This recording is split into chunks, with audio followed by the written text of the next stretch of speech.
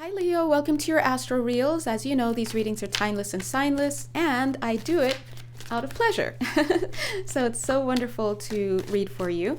You don't have to have any significant Leo placements at all for the messages to resonate with you, and you don't have to be watching this video at the time that it's published for this video to be for you either. If it resonates and you're kind of feeling a certain type of way, then yeah. And if you'd like to work with me more personally, we do pretty much everything. So feel free to reach out. My Etsy page where I do my business is somewhere on this page where you're watching. All right, so let's jump in. Leo, as I was about to get started on your reading, I just felt your spirit. It felt collectively, of course, the collective spirit. It feels a little bit like you could use a pick-me-up. And then as I was going, I just said, let me pull over a card, and it's this, the Nine of Swords. I see that you really, maybe you've heard some bad news. I don't even see that you've necessarily heard some bad news. It almost feels like you are anticipating that you're going to hear some bad news about something. So first, that's going to affect you. So first of all, I want to go ahead and dispel that myth. One minute, 11 seconds. I want to dispel that myth altogether because the guides are coming through to say that's not true. Wow, they're actually having me stop the reading to tell you that message. You're completely misperceiving something right now. So if you think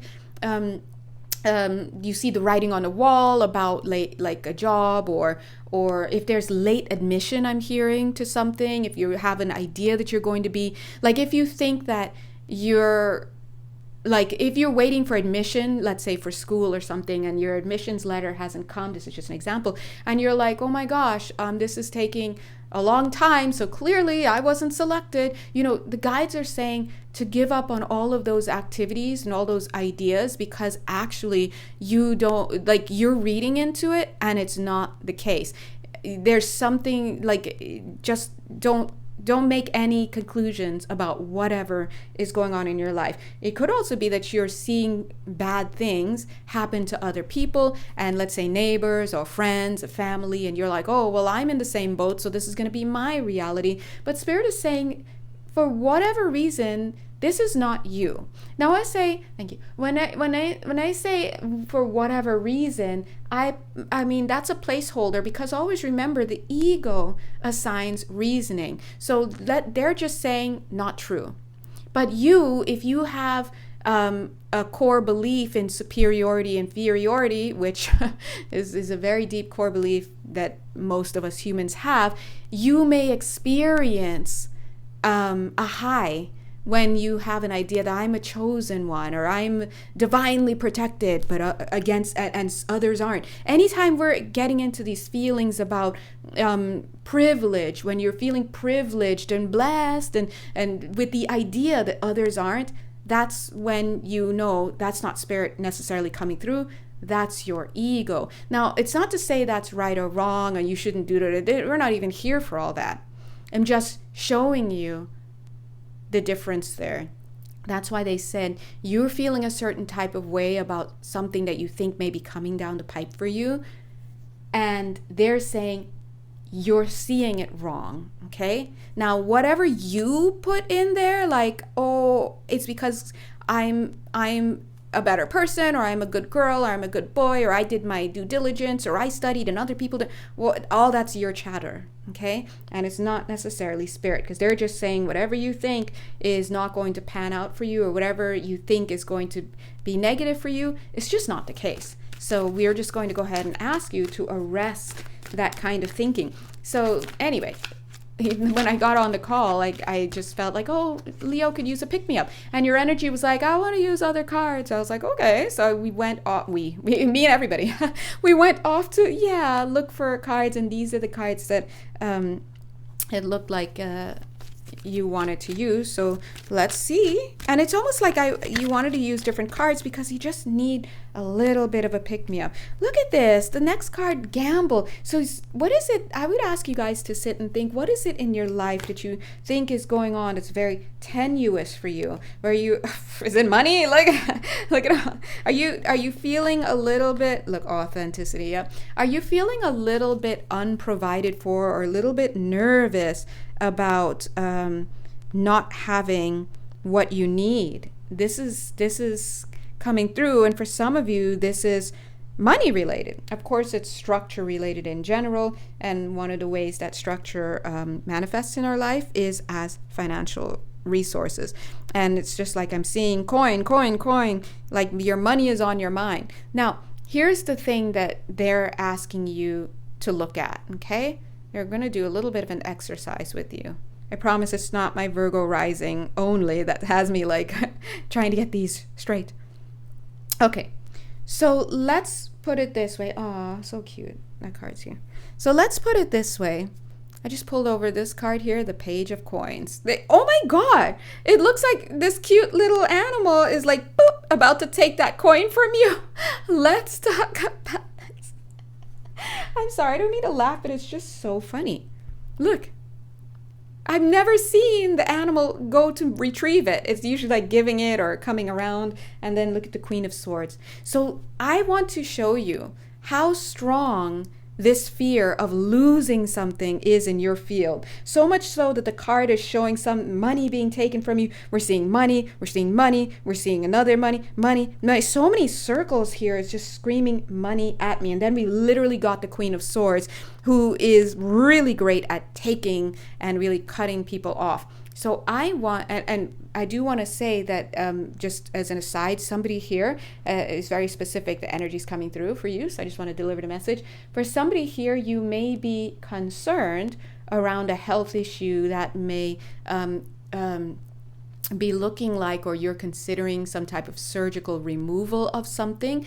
In particular, it seems tumor related. Where in the body, I'm not sure. And I'm not sure how detrimental that situation is and whether or not it needs surgery, but they are lumping you in with this message as well. So now it's being returned. So please know this is not just about money. This is about having fears related to something that might be told to you. Of course, we know it could be also in relationships, blah, blah, blah, for a lot of you. I also do want to point out that Venus is doing a little funky thing right now. So that has a lot to do with your resources and your values and what you believe, right? So anyway, what the guides are trying to show you is what it means to live in fear. When you, let's say that this represents your daily life. If you are thinking if your main energy's got this dicey kind of gambling, kind of either or, matter of fact, indecision, not knowing kind of energy to it, it's going to flood into everything. And so notice when after I turned it over, I started seeing like, oh, the first thing was literally money. So let's say that we go ahead and believe, Spirit, if this message is for you, you believe that they're like, hey man, doing too much with your thoughts are infecting the rest of your situation because you keep thinking something horrible is going to happen. The other shoe is going to drop. Something bad's going to happen to you too, like it's happening to other people in your life. And all that stuff, they're saying, cut it out because that's not in your cards, okay? Not in your cards, literally. So that's what they're saying. So let's say if you heed what they're saying and say, okay, all right, well, I don't know if I completely believe it, but if you're saying it through this reading and I'm like feeling it and I'm feeling this is for me, then I'm going to do my best to really clean up my mentality. I'm going to exercise my mastery. Mastery in what? In discernment.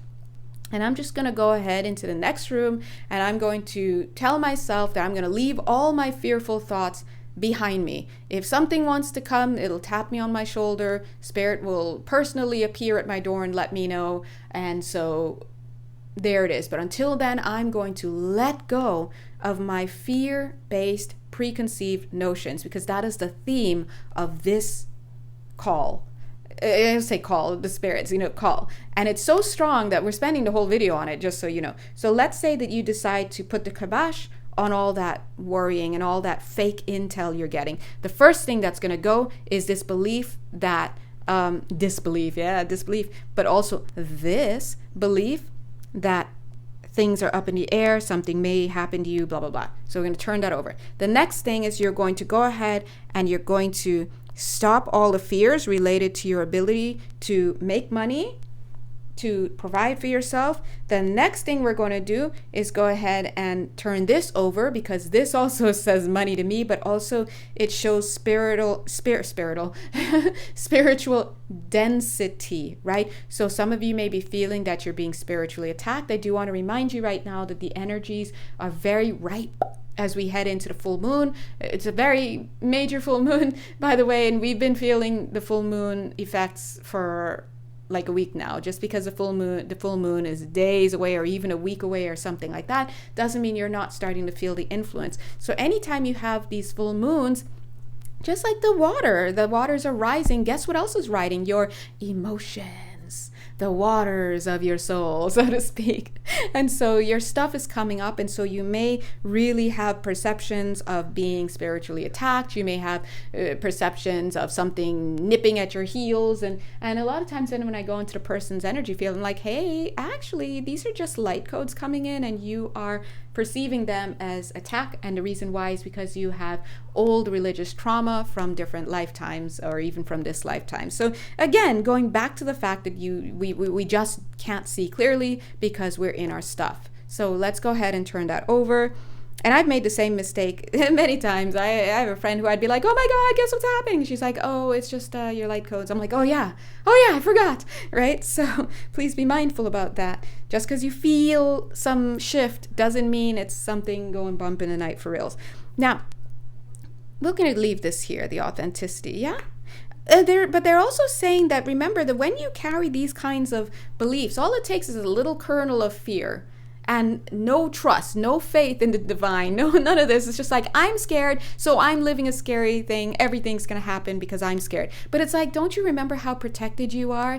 You're so protected that you should start seeing that when things happen in your life, they're not happening to you. The protection is so deep that it's likely happening for you, but again, you can't see it because you're feeling the burn. You can't see the future, you can't see around the corner, and so there's just fear. And the first thing to go when we're in fear mode is trust and faith. And so 12 minutes 12 seconds, just putting that there. But the guides are saying we also have to be careful, because when we're spewing fear, when we're having that much of an experience of fear in our field, we're spewing it everywhere we go. It's pretty much like energetic contamination. So you go somewhere and you may vent, or you may just occupy a corner of the ice cream parlor, but you're literally like letting your stuff all out. And then on top of that, when your vibe is so low, there are other energies around you that are just going to gravitate towards you. Yeah, that one person who's having a bad day just happens to choose to come in through the entrance of the store that you're coming out of instead of going through the other entrance. Why? Because you two are a vibrational match. And God forbid if you bump into each other, and now you got two people having a reactionary fit because they're both in low vibes. So again, vibrational hygiene is very important. So they're saying, so watch how one little niggling thought creates disturbance in the way you see things and the way you act out in the world. We've got this fate energy here. And so they're saying that this then, of course, goes on, and we know this, to creating conditions that activate certain timelines while deactivating others. The question is, what timelines would you like to be on? Would you like to create realities for yourself that are along your optimal enjoyment, where things are working out for you, where you're feeling good? Or would you like to attract ones where your nightmares come true? I hate to tell you, and I hate to tell myself, because I know this, and it's hard to really navigate sometimes, I have to be honest, but I hate to tell us all that, listen, you're the one who is allowing certain timelines to come to fruition and to bubble up into the realm of probability for you while you're phasing out other timelines. It's all based on your vibration. So it's really time to start changing the way you think about things. Stepping into mastery means understanding that your beliefs literally direct reality. Why? Because belief is what organizes these energies into matter. And if you understand that, then you know that eventually it's going to manifest into the physical. So if you notice that you are in your headspace a lot, you're in low vibration, all you're doing is calling that into being. This is your guiding It's so fun. They're like, this is your guidance talking. We're reminding you, okay? Ooh, look at them reminding you. All right, bye.